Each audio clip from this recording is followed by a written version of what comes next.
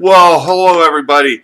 Welcome, Star Wars fans. It's 350 days until Christmas in 2020, and this is a brand new live stream. I thought uh, while we're in between movies here, and now that the saga is complete, I know there are different groups of fandom that really enjoy some of the movies, enjoy some of the movies less, and even greatly dislike some of the movies. So I thought this might just be a fun time to go back through each of the movies individually, not to super nitpick them, tear them apart, or complain, but rather come up with some ideas of things that you might enjoy if you were able to make a tweak to the movie.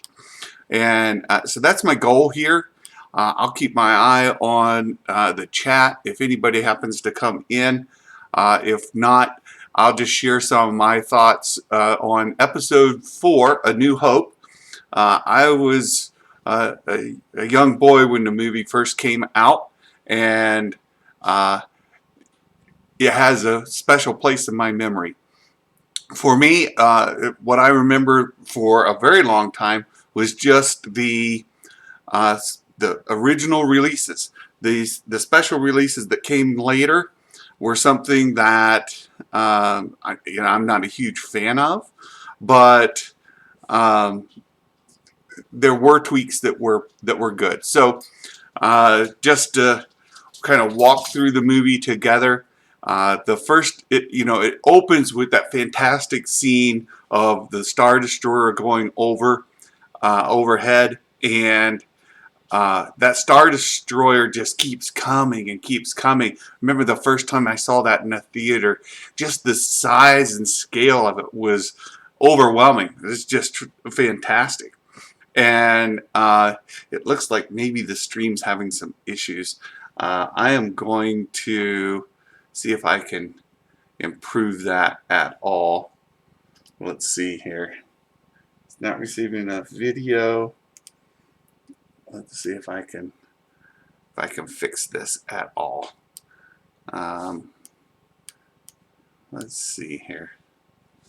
Not receiving enough video. You gotta get buffer issues.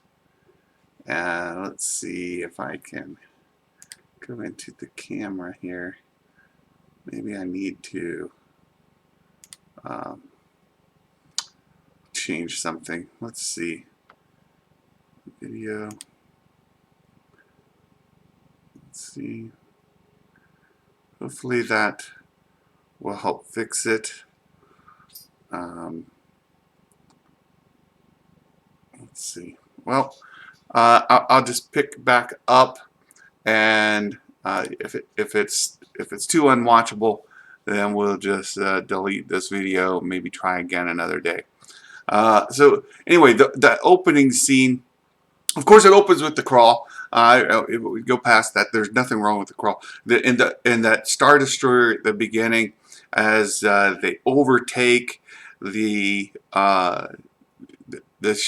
ship that Leia is on, and in that scene, hold on a second. Let me see if I can keep up with everything here.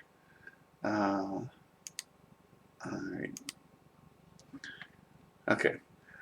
Okay. So the Star Destroyer overtakes the Leia's ship. It's brought into the hull, and immediately we transition to the inside. We see everybody hustling about to try to get defensive positions, as then the stormtroopers and Vader cut through and wreak all kinds of havoc. From there, Leia pulls aside R2, of course, and leaves that famous message. And shortly thereafter, of course, C-3PO and R2-D2 jettison out in one of the escape pods. And this is perhaps maybe one of the first scenes that I might make a small change to. And it's just because when that escape pod jettisons, the Star Destroyer, the folks in the Star Destroyer say there goes another one, and they could shoot it down, but they choose not to. And by choosing not to, they allow R2D2 and C3PO to get to the planet, Tatooine, of course. And I might change that just a little bit. Either remove the scene entirely where they talk about being able to shoot out or shoot down the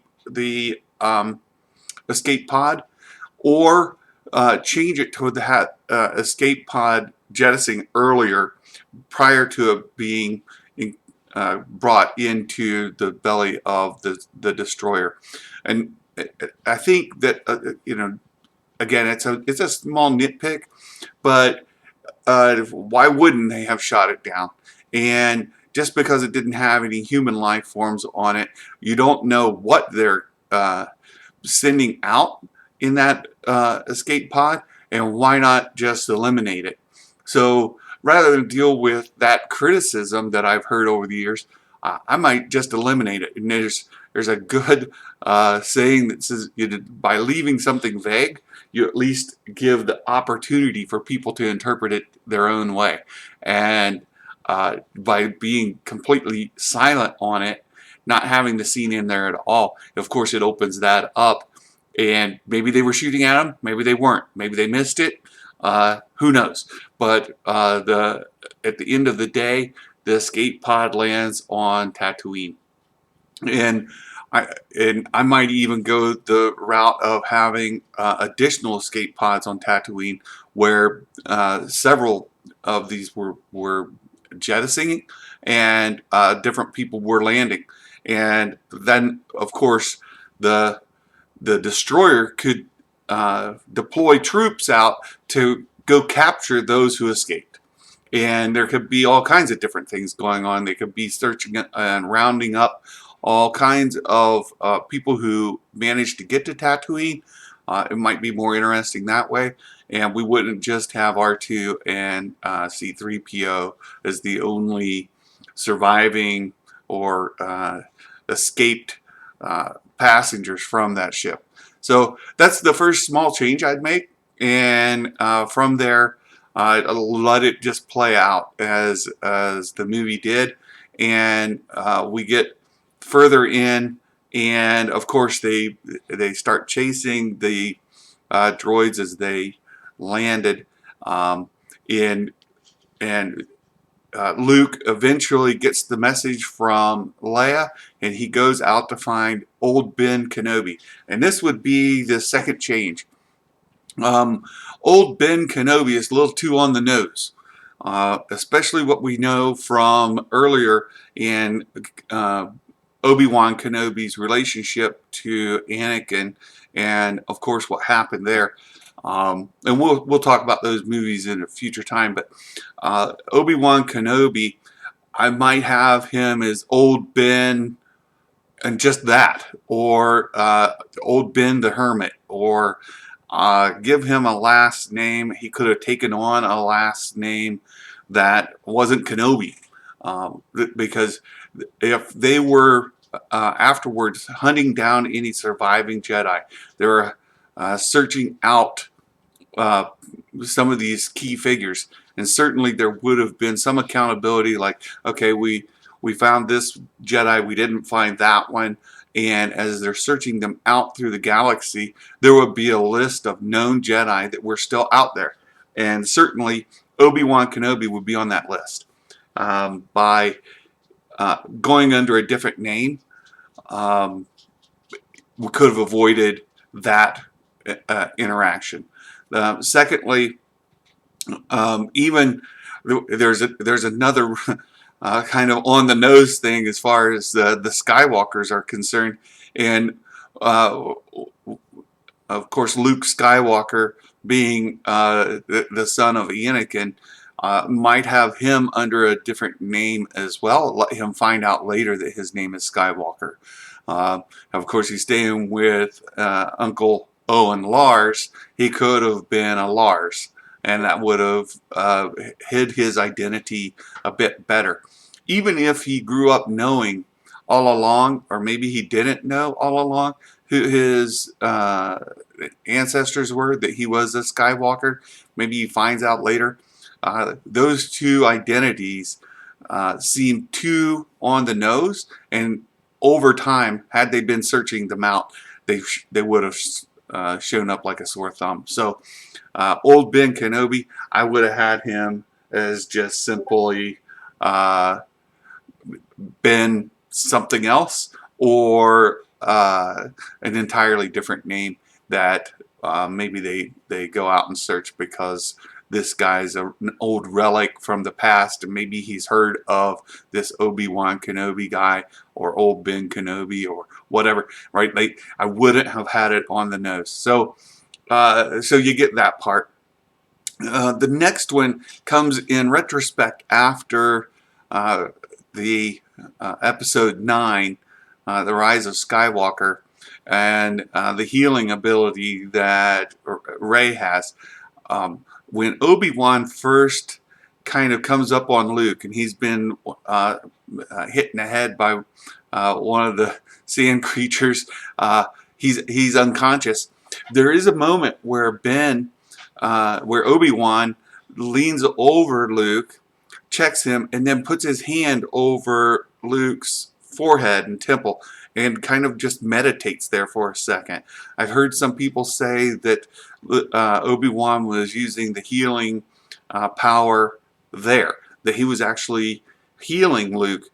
I would have made that maybe a little more connected, in that when he did that, I would have had Luke revive while his hand was on his forehead.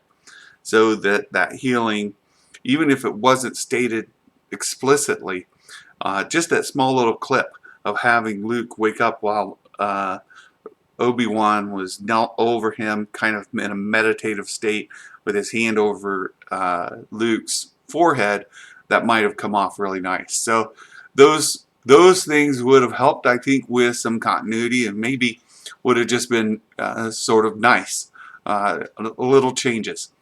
Following from there, the next thing that's been an issue for the longest time, and it came from the edits that George Lucas made over the decades.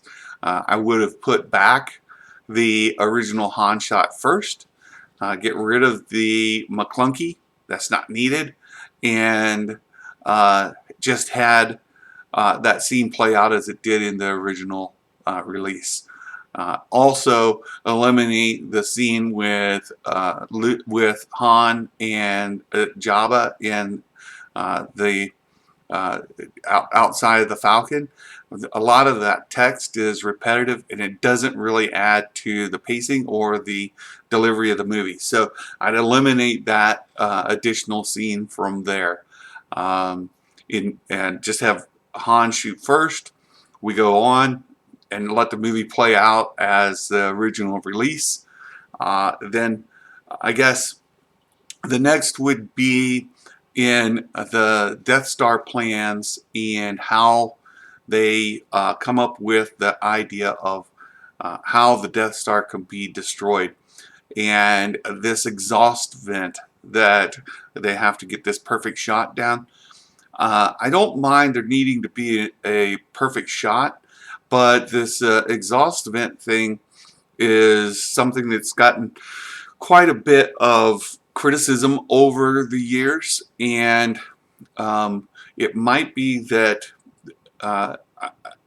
with Obi-Wan first going in and like shutting down the shields when the Millennium Falcon's escaping, during that mission, they could have been planning charges. They could have been putting some sort of homing beacon. They could have put something within the Death Star that allowed that special shot to make it. Something that wasn't necessarily a design flaw of the Death Star, but rather just something that would make it where that shot that's fired ties into something else. Hey Dale, good to see you on. Glad to see you here. I'm seeing quite a bit of issue with some buffering. Hopefully you can hear me well, and it makes some sense. Hey, reimagining Star Wars.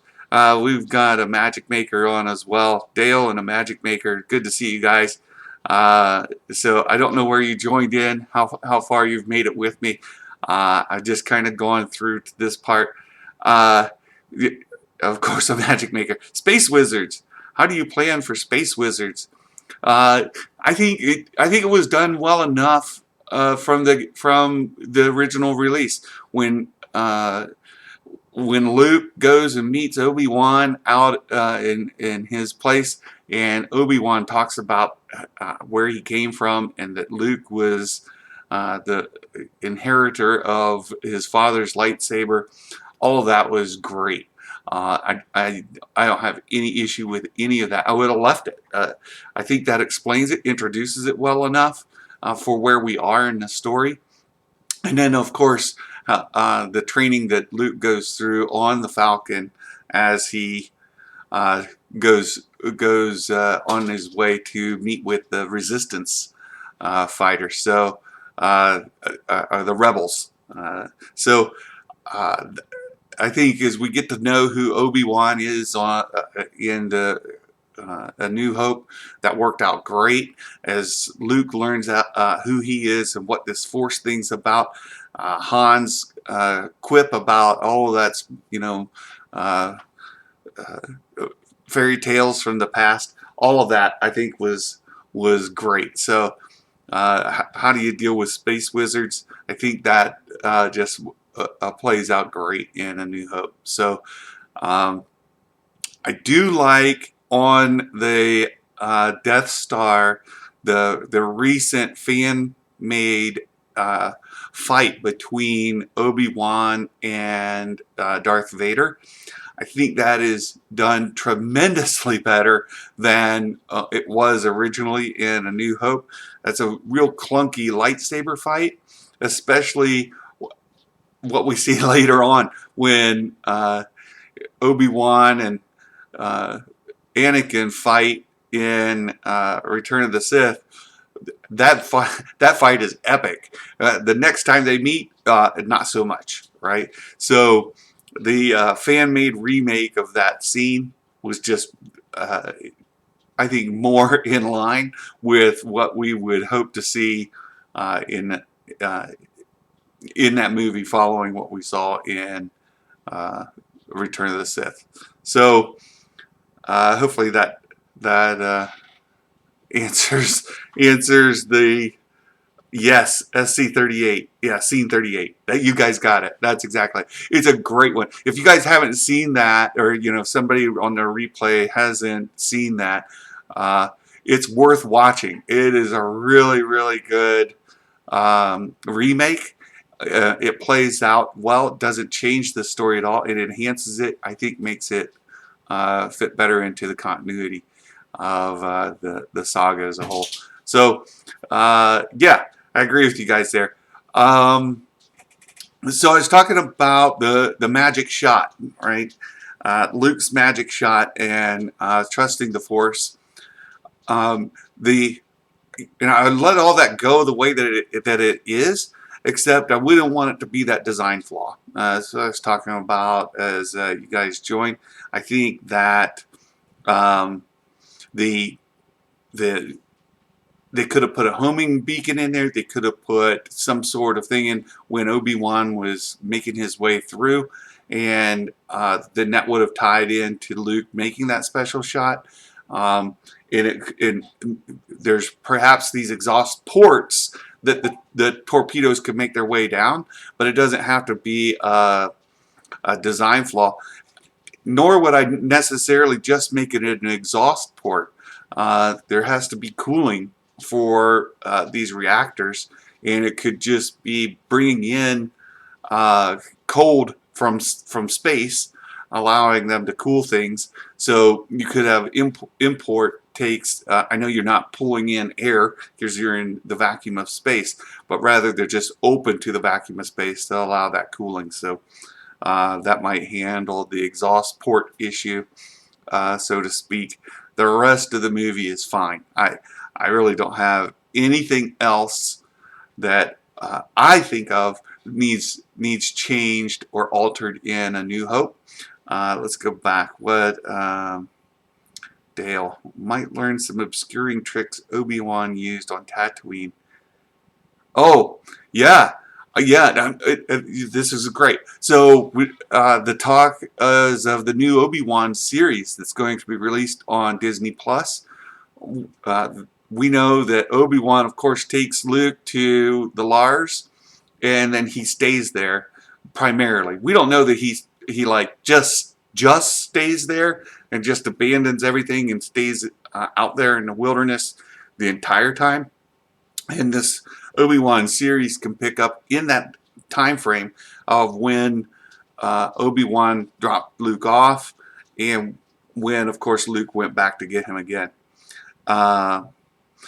Yeah. I would do that. Let's see, Dale. I'm at the point where they discovered the Jawas were dead to listen in. And then Luke. A magic maker. Yeah, showing Luke shoot the wampas, the womp rats. That might help. As far as the claims that have come afterwards about him being a bit of a Gary Stu character. I think there's an argument to be made that he's a little bit of a Gary Stu in that shot. Here, the complaint I think comes more from Luke getting this coaching from Obi-Wan, who he's only spent a little bit of time with, and Obi-Wan tells him, use the Force, Luke, and automatically Luke knows what that means. I get that he was doing the deflecting with the orb, and he had to rely on the Force to help him with that, but it seemed a little like, okay, it means I can turn off all this stuff and allow this to come in. I don't know that plays well. There might have been more time spent with Obi-Wan kind of coaching and mentoring Luke along the way, and let Luke and Obi-Wan spend more time together. That might have been nice, but then do you take away from the time the big three spent together? And I wouldn't want to do that either. I do think that in today's kind of movie releases, they're much longer than they were back then. And so there's room to let the movie grow, and we could have included the Skyhopper and the Womp Rat for sure. Yeah, that might have been nice to see. It would have helped with the being able to shoot really small stuff as you're flying along. And again, I think putting some sort of transcender on the had Obi-Wan planted some sort of receiver or a beacon inside the Death Star, and then as they shot that in, it was that was what they were actually guiding on. So as you know, they're going through and it's going dee, dee, dee, dee, dee, right, and it's narrowing down the focus. It could have been based on that transponder that Obi-Wan planted. That would have helped, and then they could have let that go. So that's good. Any other thoughts? It's good to have you guys. If you'd like to join in and talk, I can send you the link. You can come on and we can talk together. Training montage. Training montages are great. Yeah. Let me get a drink here.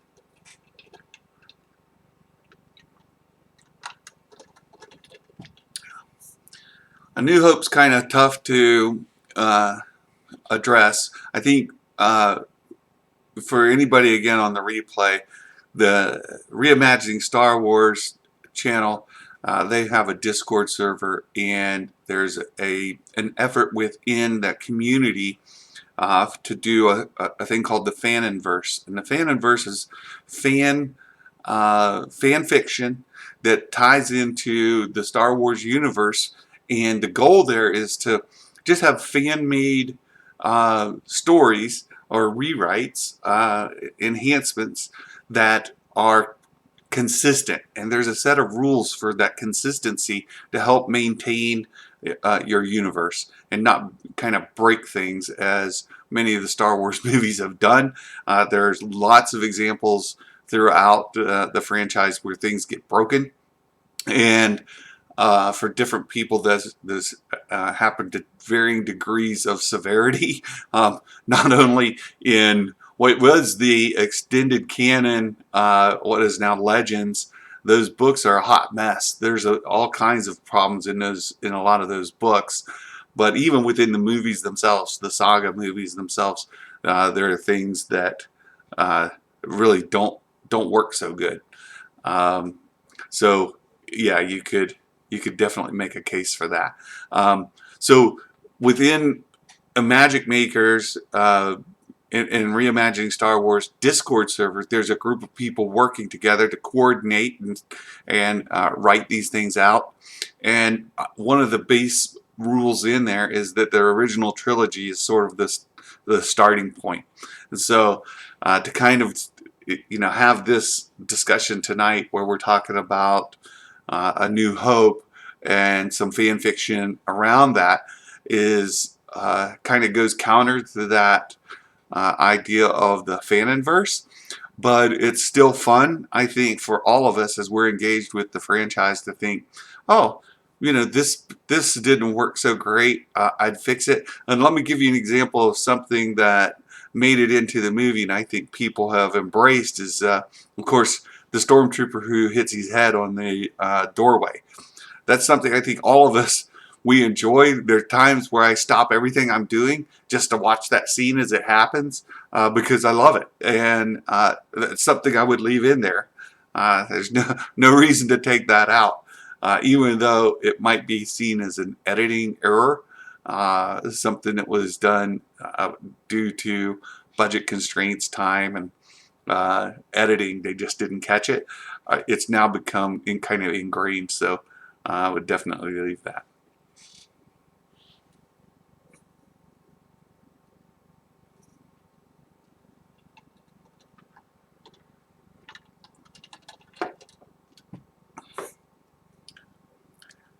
And I don't know, it looks like the video is very, very choppy.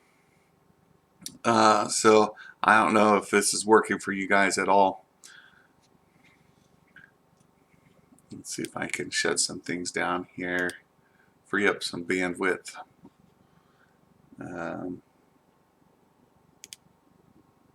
Let's see if that helps at all.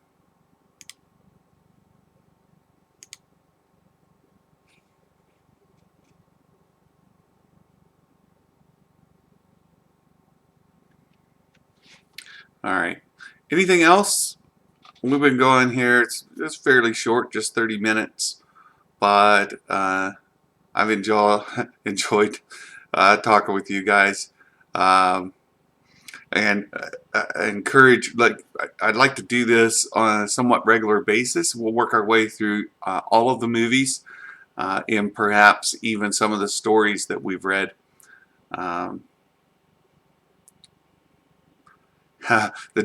No, I have not seen that, Dale. But I did see one, and I looked to see if I could find it again.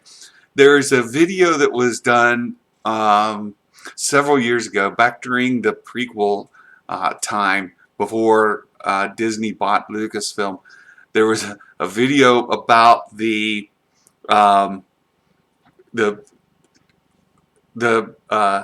shipment that Han let go. So in A New Hope, the thing that has him in hot water with Jabba is that Han got intercepted and he jettisoned the cargo, and Jar Jar, Jar Jar, I'm jumping ahead. So Jabba,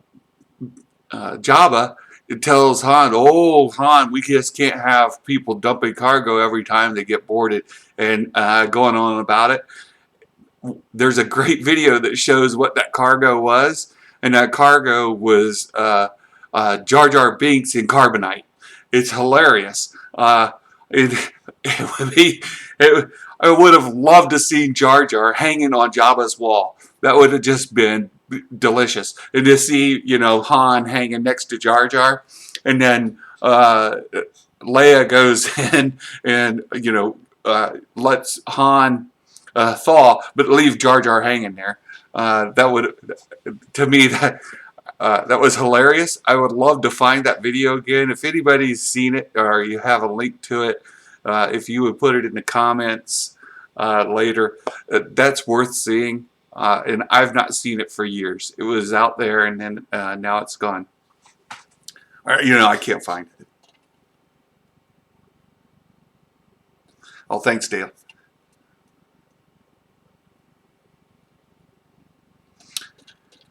Sir Nerd-A-Lot, welcome. Thanks for joining. Thinking about how the Skywalker saga continues. So, I would presume that you're talking about following Episode 9. One thing, and I don't want to get too far off a topic here, as we're talking about the fan fiction with Episode 4. There is an interesting what happens after Episode 9. We know that, of course, Rey and Finn are Force sensitive. My opinion is that Rey will be training Finn, and they'll go on adventures. It might be a little bit of a master Padawan kind of relationship. That could be interesting, and just to see them go forward. So that I'd be interested to see those adventures and to see where it might go. Personally, I think that Rey should never have children, so that the Skywalker and the Palpatine bloodlines end completely. So I don't know that I want to see her have children. I know that that's a popular thing that Josh with the Den of Nerds thinks, but I would like to see that end. The thing that I desperately, desperately want is an animated series, much in the line of the Clone Wars, that would happen after Return of the Jedi and before The Force Awakens, that follows the adventures of Luke Skywalker. We could have Mark Hamill voice his character. We could have different people come in to of course, voice the main three, and Chewbacca, of course. We could follow what happens during that span of time. I expect, I mean, we do have the Aftermath books, and those books are fill some of that gap. We've got Bloodline, Leia, Princess of Alderaan. There's a lot of books that are in that time. Even Phasma is before The Force Awakens. But what I'd like to really see is how Luke ends up on Ahch-To. And given the context that we have in The Force Awakens, where he disappeared and he's been gone all these years, I want more context there. I think everybody does. And of course, The Last Jedi is very divisive, and how that Rian Johnson sort of answered that question. But I think if we had a series, a really fully fleshed multi-season series, again, like we have with the Clone Wars animated series, where we could follow Luke Skywalker and see what happened all these years, would be great, and I desperately would love to see that.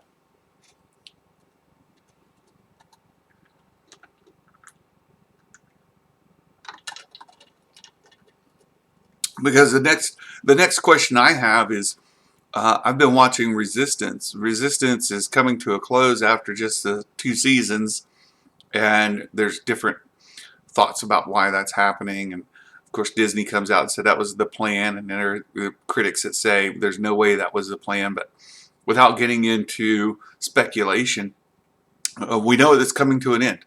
So what's next? Disney Plus, we need a new animated series, a Star Wars animated series. I know they've got a couple of little shorts here or there. There's some Lego stuff that's pretty good that I've watched on Disney Plus.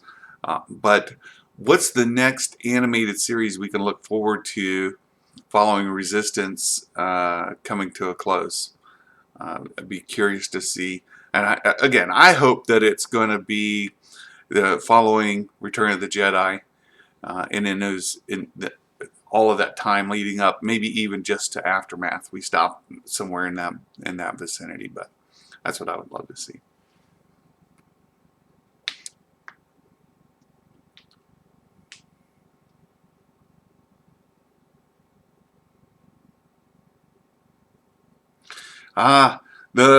The Return of Rebels. I have read some of the rumors. Josh did a video on it, or we had a discussion about it, I think within his Patreon group. Some of the leaks seem improbable. Some of the detail that's with that seem like it's not quite believable. However, I do think there's some validity to the rumor. I think that there's something coming out. I just think some of the detail that slipped out with those rumors aren't necessarily confirmed, right? And I know Josh has been waiting to get something a little more solid. And I think if you just go and look at a lot of the major channels out there that talk about Star Wars, nobody has really dived into it too far. And I think that's the reason. When we see something come out from MakingStarWars.net, Jason Ward, somebody with some credibility come out and say something, I think for sure that'll get traction. I know for me and for a large number of people, Ahsoka is one of our favorite characters from this the Clone Wars and Rebels, and her future in between where we ended with Rebels and the Rise of Skywalker. There's a big gap there, and people are chomping at the bit to hear more. I even heard that they asked for permission to use her in other things, and Filoni has said no, he's saving her for himself. And he kind of teased us even after the Rise of Skywalker, when there was a lot of speculation about her voice being one of those that Rey heard. Does that mean that she's dead? And Filoni kind of teased us with a thing with Ahsoka standing next to Gandalf the White and saying they thought I was dead too. So we don't know. I'd love to see more. And I think the other part is, well, what happened to oh shoot, I just lost his name. You guys help me out. The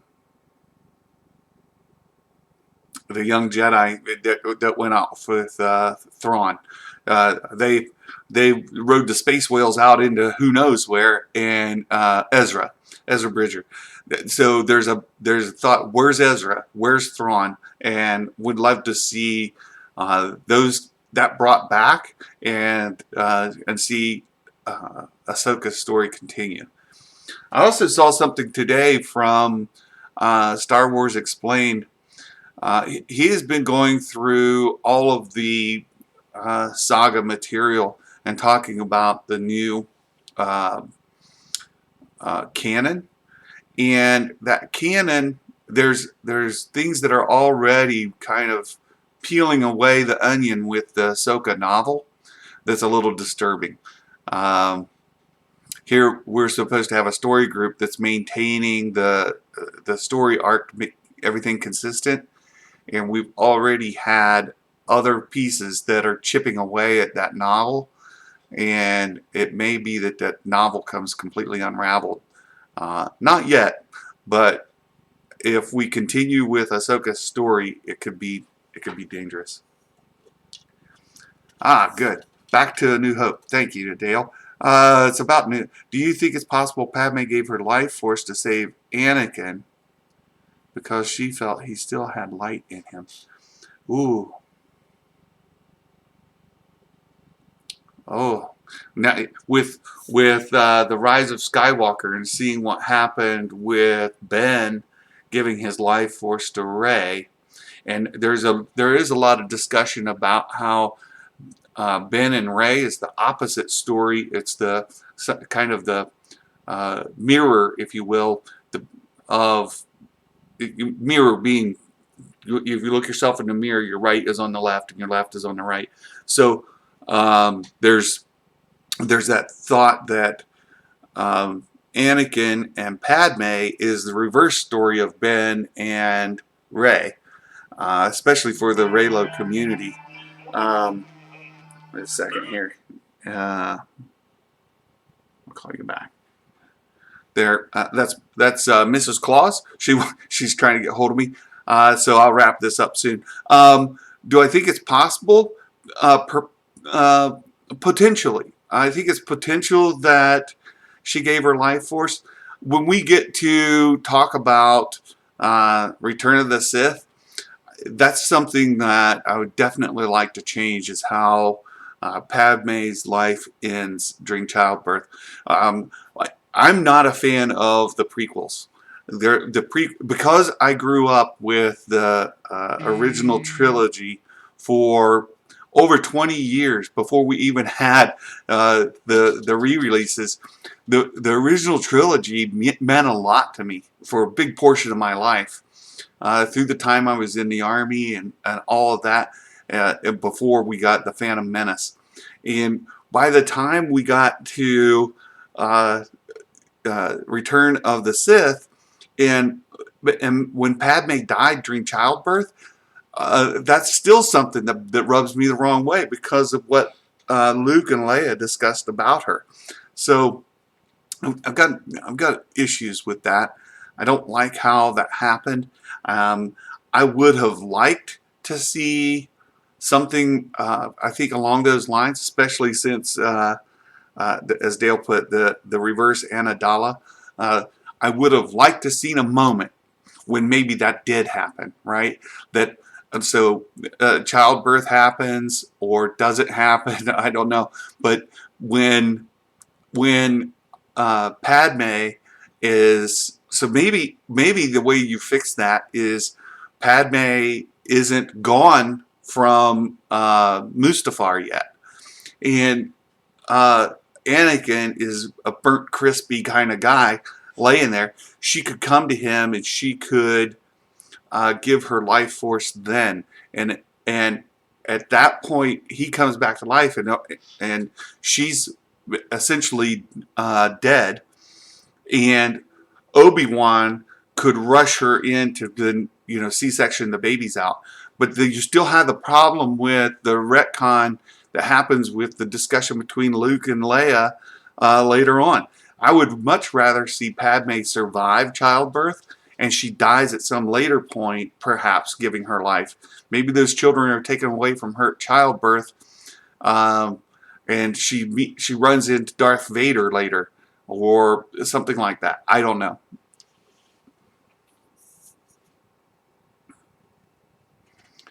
Yeah.